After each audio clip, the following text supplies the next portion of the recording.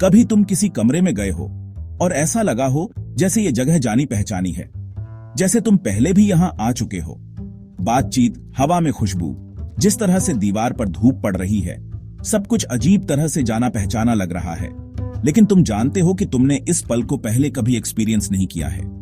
ये एहसास, ये बार बार रिपीट होने वाला झटका, इसे डेजा वू कहते हैं। फ्रेंच में इसका मतलब है पहले ही देखा हुआ। ये एक ऐसा मिस्ट्री है जिसने सालों से फिलोसोफर्स और साइंटिस्ट्स को हैरान किया है। हमारे दिमाग की अनोखी दुनिया की एक ग्लिम्स। ये हमारी थॉट के मैट्रिक्स में एक ग्लिच है। जो हम फील करते हैं और जो हम सच मानते हैं, उसके बीच अचानक एक गैप। लेकिन इस कंफ्यूजिंग एहसास की वजह क्या है?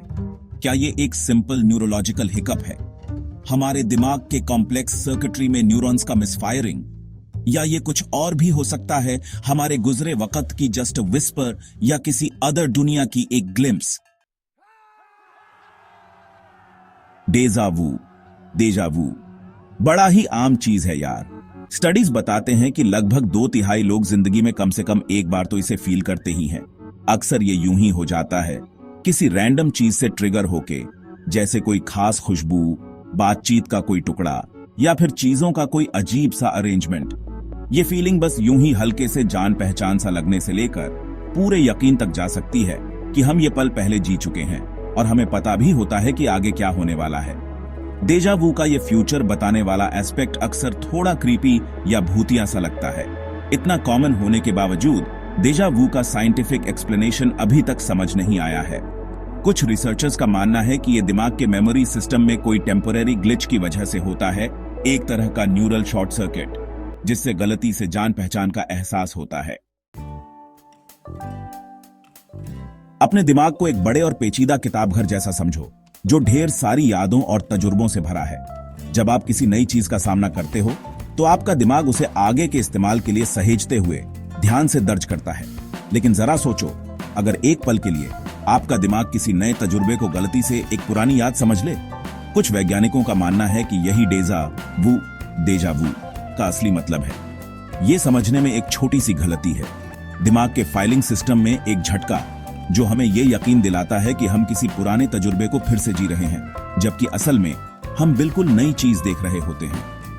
एक थ्योरी कहती है कि डेजा वू जान पहचान और यादों के लिए दिमाग के रास्तों के बीच एक टेम्पररी मिसमैच की वजह से होता है। जब हम किसी नई चीज का अनुभव करते हैं, तो ये दोनों रास्ते मिलकर काम करते हैं, जिससे हम पहचान पाते हैं कि कुछ जाना पहचाना है।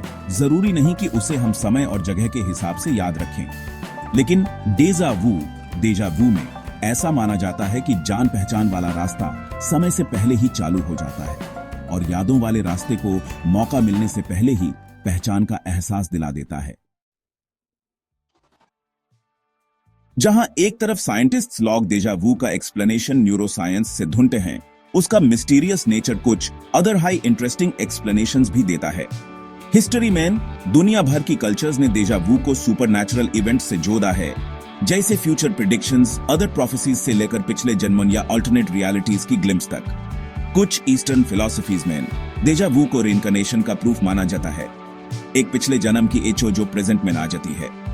इस कॉन्टेक्स्ट में फेमिलियरिटी का एहसास रूह की मेमोरी से एक्सप्लेन किया जाता है, हमारे एग्जिस्टेंस के फैब्रिक पे एक छाप। हालांकि ये एक्सप्लेनेशंस मॉडर्न साइंस के हिसाब से थोड़े अजीब लग सकते हैं। ये कॉन्शियसनेस के मिस्ट्रीज अदर रियलिटी की नेचर के साथ ह्यूमन अट्रैक्शन को हाईलाइट करते हैं। डेजा वू बेसिकली हमारी अंडरस्टैंडिंग को चैलेंज करता है कि हम अपनी दुनिया को कैसे देखते, अदर इंटरप्रेट करते हैं, मेमोरी, परसेप्शन, अदर इमेजिनेशन के बीच की लाइंस ब्लर करके। भाग 5, अलग अलग कल्चर्स में डेजा वू का एक्सपीरियंस कल्चरल और जियोग्राफिकल बाउंड्रीज के पार जाता है। टोक्यो की भीड़ भाड़ वाली रोड से लेकर अमेज़न के जंगल के गांव तक, हर बैकग्राउंड के लॉग फेमिलियरिटी अदर पहले से जाने होने का एहसास बताते हैं। कुछ कल्चर्स में डेजा वू को एक अच्छा शगुन माना जाता है, एक इशारा के वो सही रास्ते पर हैं या फिर यूनिवर्स उनके लिए कुछ अच्छा करने वाला है। दूसरी कल्चर्स में लोग इसे शक की नजर से देखते हैं, अदर इसको खतरे का साइन या वार्निंग समझते हैं।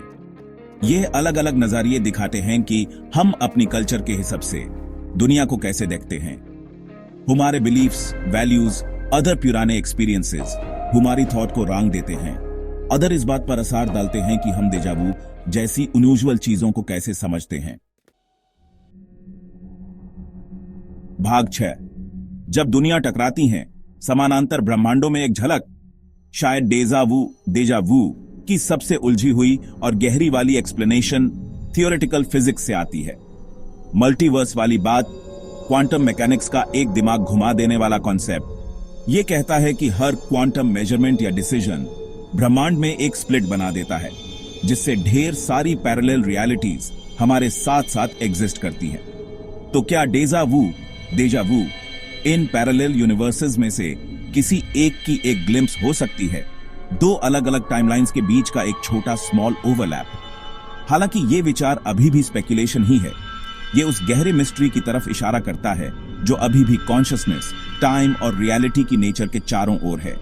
जरा सोचो कि आपके हर डिसीजन से, हर उस रास्ते से जो आपने नहीं चुना, ब्रह्मांड में एक नई ब्रांच बन जाती है। इस विशाल मल्टीवर्स में क्या खुद के कई वर्जन्स हो सकते हैं?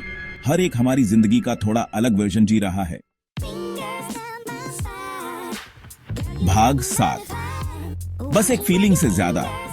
देखो, हम शायद कभी पता नहीं लगा पाएंगे कि डेजावू क्यों होता है, लेकिन ये एक्सपीरियंस हमें याद दिलाता है कि हमारी समझ कितनी कॉम्प्लिकेटेड और लिमिटेड है। ये ह्यूमन ब्रेन के कॉम्प्लिकेटेड और कंफ्यूजिंग तरीके से काम करने के बारे में बताता है। ये एक बायोलॉजिकल मशीन है जो अमेजिंग चीजें भी कर सकती है और कभी कभी गड़बड़, ग्लिच भी। डेजावू बस एक अजीब इंसिडेंट नहीं है, ये हमें रियलिटी के बारे में सोचने पर मजबूर करता है। ये हमें सोचने पर मजबूर करता है कि दुनिया के बारे में हमारी समझ, टाइम और आगे बढ़ने का हमारा तरीका शायद गलत या अधूरा हो सकता है। अगली बार जब आपको डेजावू हो तो इसे बस एक अजीब चीज समझकर इग्नोर मत करो। इसके मिस्टरी के बारे में सोचो। जो अनसर्टेनिटी और अननोन की फीलिंग ये देता है, उसे एक्सेप्ट करो, क्योंकि उस कंफ्यूजिंग मोमेंट में आप लाइफ के सबसे इंपॉर्टेंट सवालों में से एक के बारे में सोच रहे होते हैं। असलियत क्या है और हम कैसे जानते हैं कि हम जो जानते हैं वो सही है? पार्ट 8। रहस्य अभी भी है। इतने सालों की रिसर्च और ढेर सारे थ्योरीज के बाद भी डेजावू का मामला अभी तक समझ नहीं आया है। ये एक मैजिक सा रहस्य है, दिमाग का एक ऐसा पजल जो हमें याद दिलाता है कि हम अपने दिमाग और कॉन्शियसनेस के बारे में कितना कुछ नहीं जानते। क्या ये दिमाग के तारों में कोई छोटी सी गड़बड़ है या फिर कुछ और डीप है? हमारे अंदर की आवाज, रियलिटी के सिस्टम में कोई ग्लिच या किसी दूसरी दुनिया की एक झलक? इसका जवाब अभी तक पता नहीं है, लेकिन इस जवाब को ढूंढना, ये समझना कि हम कितना जानते हैं, यही साइंस को आगे बढ़ाता है और इंसान के नॉलेज को भी। भाग 9। हकीकत का ताना बाना। डेजावू का एहसास, चाहे वो कितना भी पल भर का और गूढ़ क्यों ना हो, उन राजों की एक जबरदस्त याद दिलाता है जो अभी भी हमारे अंदर और हमारे आसपास छुपे हुए हैं। यह इंसानी दिमाग की अजीबोगरीब पेचीदगी का सबूत है। यह 3 पौंड का कायनात जो हम अपनी खोपड़ी में रखते हैं, अपनी हकीकत को समझने और बनाने के काबिल है। जैसे जैसे हम दिमाग के अंदरूनी कामकाज का पता लगाते रहते हैं, शूर और एहसास के राजों को उजागर करते हैं, हम एक दिन डेजावू को समझने की चाबी खोज सकते हैं। लेकिन तब तक यह एक दिलचस्प अजीबोगरीब बात बनी रहती है, हमारी समझी हुई हकीकत के ढांचे में एक दरार जो हमें वक्त, याददाश्त और कायनात की फितरत पर सवाल उठाने के लिए कहती है।